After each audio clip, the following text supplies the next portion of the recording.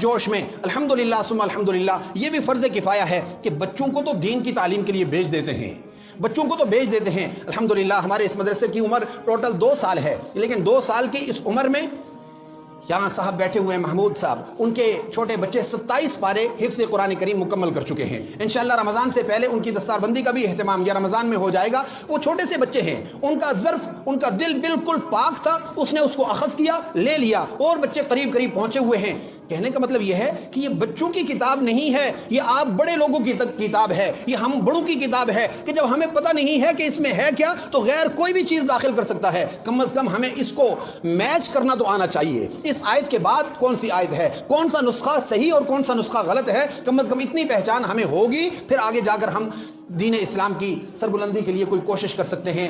رمضان المبارک سے پہلے شعبان المعظم کا یہ ماہ مبارک انتہائی اہمیت کا حامل ہے۔ نبی کریم صلی اللہ علیہ وسلم اس ماہ مبارک میں کثرت سے روزے رکھتے، استغفار کرتے۔ سیدہ طیبہ طاہرہ اما عائشہ رضی اللہ تعالی عنہا فرماتی کہ حضور صلی اللہ علیہ وسلم بالکل اجنبی سے ہو جاتے، گھر والوں سے بالکل علیحدگی سے اختیار کر لیتے۔ روزوں پہ روزے ہیں، مسلسل تہجد کا اہتمام ہے، پوری پوری رات قیام ہے۔ یہ اس شخصیت کا کردار ہے جو معصوم عن الخطا ہے، جس سے کبھی بھی گناہ سرزد نہیں ہوا، ان کا یہ عالم ہے۔ تو ہم تو سر تا پا گناہوں میں لتھڑے ہوئے، ہم نے کب سے آزادی منانا شروع کر لی ہے۔ ہمیں بھی استغفار کی ضرورت ہے، ہمیں بھی کثرت سے نفلی روزوں کا اہتمام کرنے کی ضرورت ہے، اور خاص طور پر 15ویں شعبان المعظم آ رہا ہے، اور 15ویں شعبان المعظم کے اعتبار سے آپ حضرات پہلے بھی سماعت فرما چکے ہیں کہ اس رات میں کثرت سے استغفار کیا جائے، بخشش کی دعائیں کی جائیں اپنے لیے، مرحومین کے لیے، اور اس سے اگلا جو دن آ رہا ہے اس کے روزے کا اہتمام کیا جائے۔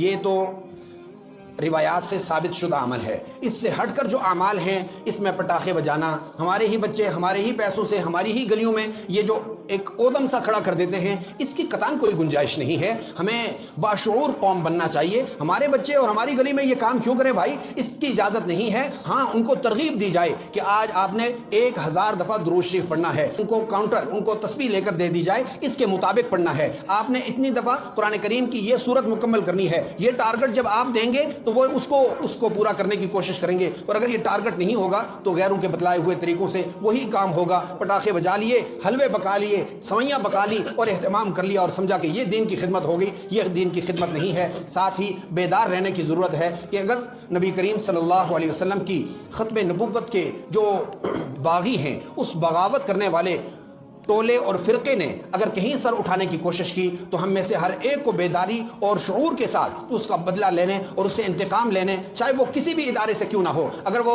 چیف کی سیٹ پر موجود صاحب ہیں تو ان کو بھی ہوش کے ناخن لینے چاہیے کہ آپ اس ملک میں ہیں جو اسلام کی بنیاد پر قائم ہوا ہے اور جس کی بنیاد ہی ختم نبوت پر قائم ہے۔ اگر نبی کریم صلی اللہ علیہ وسلم کی ختم نبوت محفوظ نہیں تو ملک پاکستان محفوظ نہیں رہ سکتا۔ دعا فرمائیں کہ اللہ تبارک و تعالیٰ اس ملک کو دن دگنی رات چگنی ترقی نصیب فرمائے، ہر قسم کے شریر اور ہر قسم کے فاسد لوگوں سے اس کی حفاظت فرمائے۔ وآخر دعوانا ان الحمدللہ رب العالمین۔ قل يا عبادي الذين أسرفوا على أنفسهم لا تقنطوا من رحمة الله